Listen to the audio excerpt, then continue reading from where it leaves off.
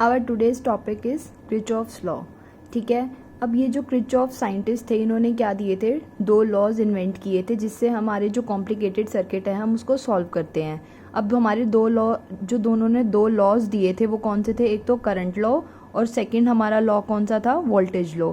इस current law को हम क्या कहते हैं, जंक्शन लॉ के नाम से भी हम इसे जानते हैं। ठीक है, ये जो करंट लॉ होता है, अब ये क्या कहता है, it state that the algebraic sum of the current meeting at a junction in a close circuit is zero.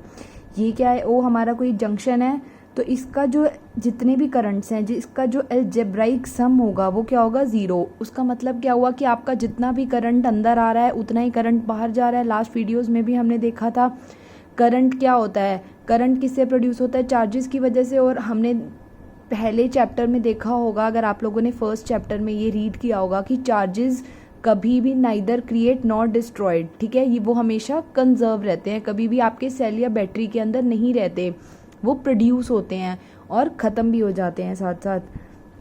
ठीक है, अब इसमें आप लोग क्या देख रहे हैं कि आपका ये वाला करंट जंक्शन की तरफ आ रहा है, ये जंक्शन से दूर जा रहा है, ये भी जंक्शन से दूर जा रहा है, ये जंक्शन के अंदर आ रहा है, ये जंक्शन से दूर जा रहा है। ठीक है, consider a junction O in the electrical circuit at which the 5 conductors are meeting, let I1, I2, I3 and I5 with the currents in these conductors in the directions. Let us adopt the following sign convention, the current flowing in a conductor towards the junction is taken at positive. जो junction की तरफ आएगा उसको क्या ले लेंगे, positive ले लेंगे, और जो जंक्शन से दूर चला जाएगा उसको क्या ले लेंगे, नेगेटिव लेंगे। इस डायग्राम की हेल्प से अब हम सबके साइन कन्वेंशन लिखेंगे। ये दूर जा रहा है तो नेगेटिव साइन, ये भी दूर जा रहा है तो -I2, ये पास आ रहा है जंक्शन की तरफ आ रहा है तो प्लस, जो जंक्शन से दूर जाएगा वो माइनस ले लेंगे और जो जंक्शन के पास आएगा उसे प्लस ले लेंगे। जब हम इन सबको सम करेंगे, इनका अलजेब्राइक सम करेंगे, तो हम क्या देखेंगे, जो टोटल करंट की वैल्यू आई है वो क्या आई है, डेल्टा आई, जो हमारा समेशन ऑफ आई आया है वो कितना आया है, 0 आया है। ठीक है, इसी से रिलेटेड हम एक छोटा सा एग्जांपल देखेंगे। ये आपके पास क्या है, एक सर्किट है। ठीक है, अब ये एक जंक्शन है, ये एक जंक्शन है। इस जंक्शन में आपने देखा कि ये जंक्शन की तरफ आ रहे हैं दोनों, तो इन दोनों की वैल्यू तो क्या ले ली हमने, पॉजिटिव ले ली। अब इस जंक्शन से ये जंक्शन से दूर जा रहा है और ये दोनों भी जंक्शन से दूर जा रहे हैं, तो इन सब की वैल्यू आप क्या ले लेंगे, नेगेटिव ले लेंगे। तो इस ओवरऑल जो हमारा आंसर आ जाएगा वो कितना आ जाएगा, 3.7A। अब आपका जो किरचॉफ ने सेकंड लॉ बताया था वो कौन सा लॉ बताया था, वोल्टेज लॉ। ठीक है, voltage law by the name आप लोग देख सकते हैं कि वोल्टेज दैट मीन्स जो ओवरऑल वोल्टेज होगी, जो वोल्टेज डिफरेंस होगा वो कितना आना चाहिए, 0 आना चाहिए। It state that the algebraic sum of changes in voltage, यानी voltage difference, change in voltage कितना होगा आपका, किसी भी क्लोज्ड पाथ में इलेक्ट्रिकल सर्किट के, उसके अंदर रेजिस्टर्स भी लगे होंगे, सेल्स भी लगे होंगे, वो कितना आएगा, 0 आएगा। तो समेशन डेल्टा वी कितना हो जाएगा, 0।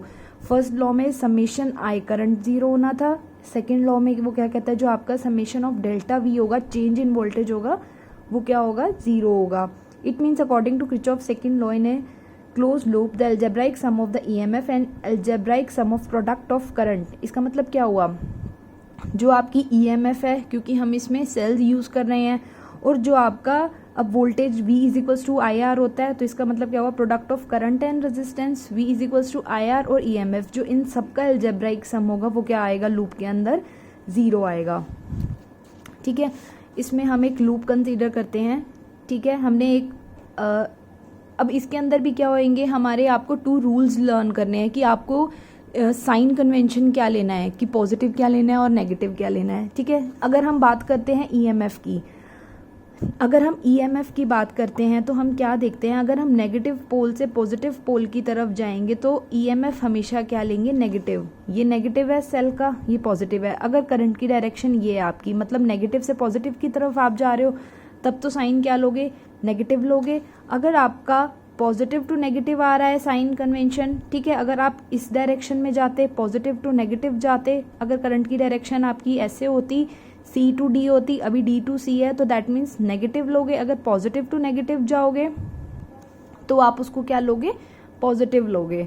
ठीक है, अब इसका मतलब क्या हुआ, आप नेगेटिव टू पॉजिटिव जा रहे हो, इसका मतलब क्या हो गया, आपका इंक्रीज हो रहा है ना पोटेंशियल, माइनस से आप किसी प्लस टर्म की तरफ जा रहे हो, मतलब आपका पोटेंशियल इंक्रीज हो रहा है। तो इंक्रीजिंग में आप नेगेटिव साइन लोगे। अगर आपका डिक्रीज हो रहा है, यानी पॉजिटिव से नेगेटिव की तरफ जा रहे हो आप, तो आपका क्या हो रहा है, उस केस में आप उस डायरेक्शन को क्या लेंगे, पॉजिटिव लेंगे।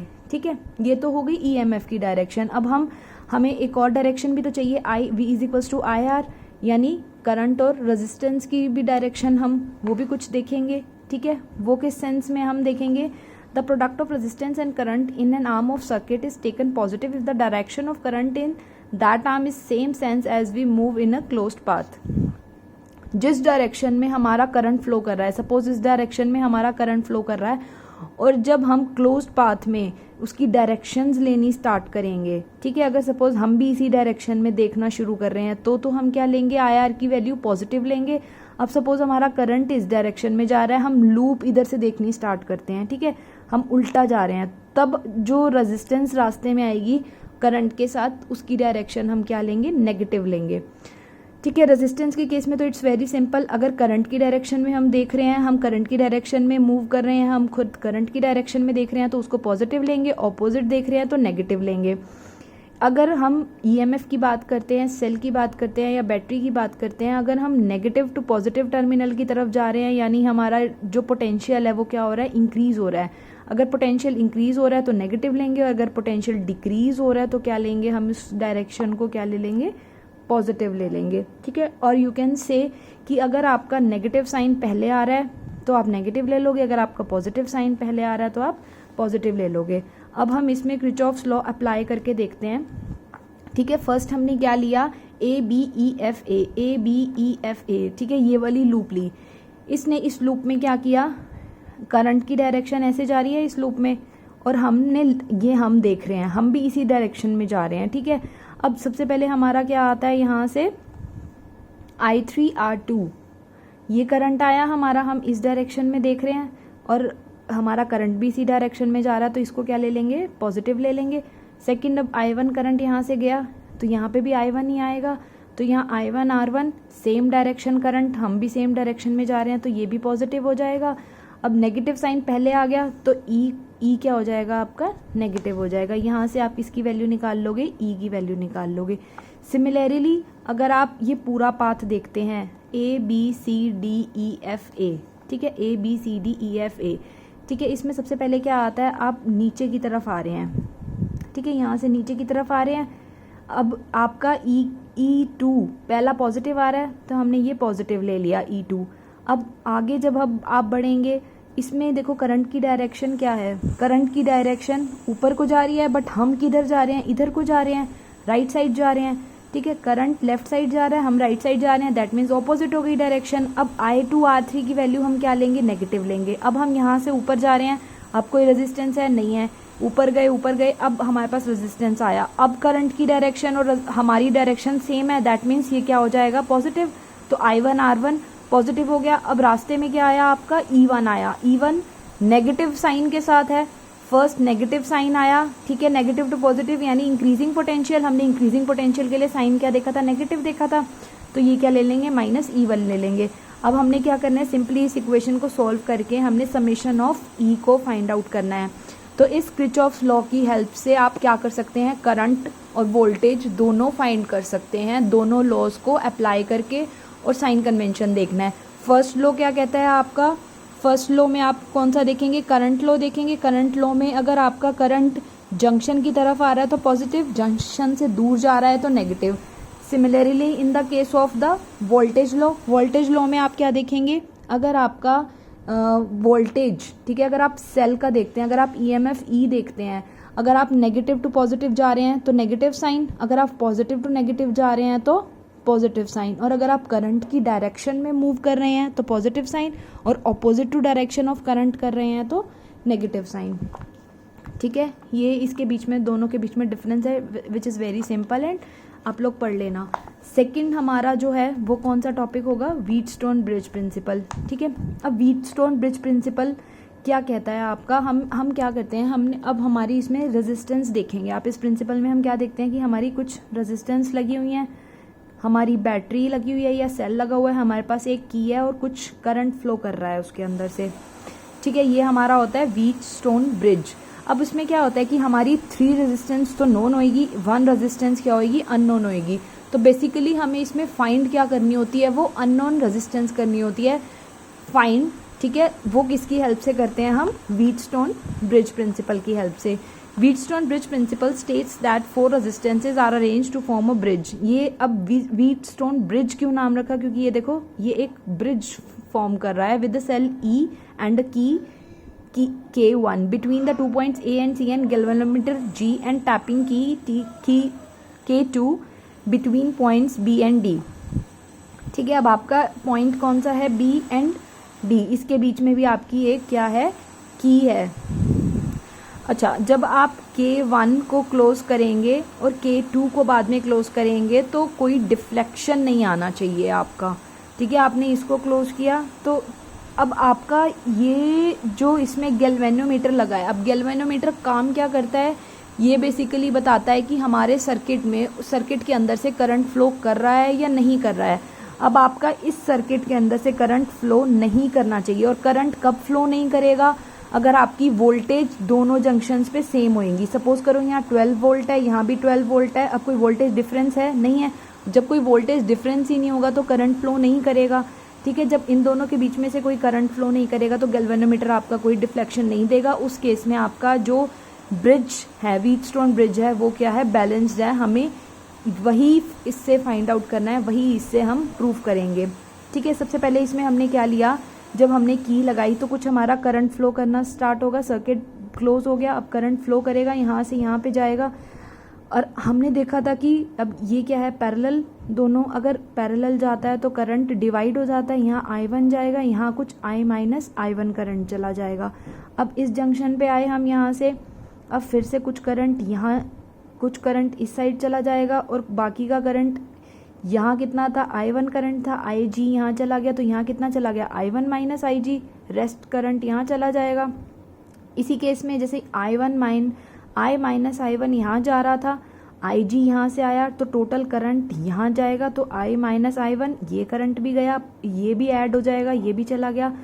अब यहाँ था I1 माइनस IG, यहाँ है I minus I1 plus IG से IG कट गया, I1 से I1 कट गया, टोटल कितना बचा, I करंट ही हमारा सर्किट के बाहर आ जाएगा। और यही हमें पता है, जितना करंट सर्किट के अंदर जाता है उतना ही सर्किट के बाहर आता है। दैट मीन्स ये सर्किट बिल्कुल करेक्ट है। ठीक है, अब हम क्या करेंगे, किरचॉफ्स लॉ को अप्लाई करेंगे इस सर्किट के ऊपर और फाइंड करेंगे रिलेशन एक। ठीक है, सबसे पहले इन्होंने किरचॉफ लॉ को कहाँ पे अप्लाई किया, ABDA इस सर्किट के ऊपर। आप जब किरचॉफ्स लॉ को अप्लाई करेंगे, सबसे पहले क्या देखेंगे, करंट की डायरेक्शन ये है। ठीक है, रेजिस्टेंस रास्ते में आ गया और हम भी इसी डायरेक्शन में देख रहे हैं, तो ये पॉजिटिव ले लिया। अब सेकंड डायरेक्शन आपकी कौन सी है, ये वाली है, हम भी इसी डायरेक्शन में देख रहे हैं, तो ये भी पॉजिटिव हो गया। अब थर्ड क्या है, हमारी डायरेक्शन तो करंट की इधर आ रही है, हम लूप हमारा ऐसे जा रहा है। ठीक है, दैट मीन्स हम ऐसे देखेंगे। अब ये नेगेटिव आ रहा है रास्ते में, तो इसका करंट कितना था, I minus I1 into R which is in negative sign. ठीक है, अब हम क्या करेंगे, BCDB, अब हम इसमें देखेंगे। ठीक है, दैट मीन्स हम इस डायरेक्शन में देख रहे हैं, अब हमारा ऐसे जा रहा है, अब हमारी डायरेक्शन ये है देखने की। ठीक है, जब हम इस डायरेक्शन में देखेंगे तो आप क्या देख रहे हैं, करंट भी इसी डायरेक्शन में फ्लो कर रहा है और आप भी इसी डायरेक्शन में जा रहे हैं, तो I1 माइनस IG किस में हो जाएगा, पॉजिटिव हो जाएगा। अब सेकंड डायरेक्शन ऑफ करंट हम ऐसे देख रहे हैं बट करंट ऐसे जा रहा है, तो नेगेटिव डायरेक्शन हो गई, तो I minus I1 plus IG ये नेगेटिव साइन के साथ आ जाएगा इंटू S। यहाँ पे रेजिस्टेंस क्या है, S है, हमने रेजिस्टेंस को नाम दिया है PQR एंड S। ठीक है, थर्ड अब क्या हो गया, हम ऐसे जाएंगे, ऐसे आए और अब ऐसे जाएंगे, बट करंट की डायरेक्शन क्या है, ऑपोजिट है, तो साइन कन्वेंशन के अकॉर्डिंग हम साइन क्या लेंगे, नेगेटिव साइन लेंगे। ठीक है, अब हमारे पास क्या आ गई, ये दो इक्वेशंस आ गई। ओके, अब हमने पता है कि व्हीटस्टोन ब्रिज बैलेंस कब होता है, जब हमारा यहाँ पे एक सर्किट ऑलमोस्ट क्या होगा, करंट जो हमारा इस सर्किट में से करंट जा रहा है वो क्या हो जाएगा, IG क्या हो जाएगा, 0 हो जाएगा। दैट मीन शॉर्ट सर्किट होना चाहिए हमारा यहाँ सेंटर में। ठीक है, अब हम क्या करेंगे, जहाँ जहाँ आपकी IG की वैल्यू है आप उसको 0 पुट कर देंगे, तो जब यहाँ 0 पुट करेंगे तो आपके पास कुछ ये इक्वेशन बन जाएगी।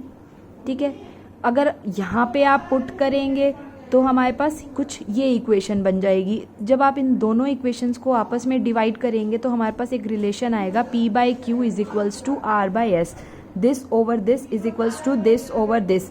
जब आप P/Q is equals to R/S देखेंगे तो आप क्या देखेंगे कि जो हमारा व्हीटस्टोन ब्रिज है वो बैलेंस्ड कंडीशन में है।